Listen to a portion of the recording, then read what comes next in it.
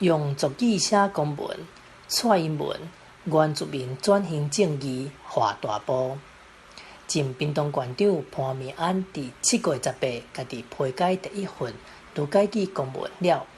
19，蔡英文总统伫面册顶面分享一份阿美族族全族语的公文，并且表示，这是这个国家的第一摆，嘛代表原住民族转型正义画出重要的一步。屏东县政府发布第一篇由县长潘明安家己批改的卢改族公文，内容是通知全户开户传统名册要伫联合受刑制活动接受保障。潘明安也表示，第一份族语公文结合屏东县奖励垂直的开户传统名册，特别有意义。总统蔡英文嘛伫面册分享一份为花莲县公户乡公所画出，用阿美族族语写的，要通知族人来领土地的管理证明书的公文。蔡总统表示，传承一种语言上有效的方式，就是接甲使用。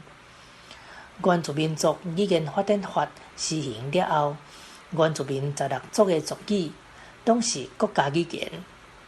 自安呢，原乡地区的政府机关、学校甲公家事业，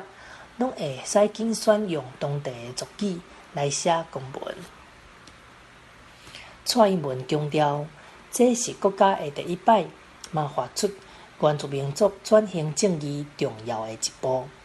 即马伫屏东、花莲、台东甲南投的县政府或者乡公所，已经开始出全族语或者双语的公文。中央甲地方会继续拍拼，互原住民族的多元文化受到更较侪重视。对这，屏东县原住民处处长吴丽华表示，原住民族语言发展法对原住民族吹杀族语影响深远，有突破性的意义。实务执行的难度虽然较悬，不过成做国家语言，公文族语化是一定爱做的代志。屏东县嘛要先锁定开户传统名册的口罩，大心吹杀。落尾会去看族语吹杀的高温度，甲族人的接受度，来豆豆推广。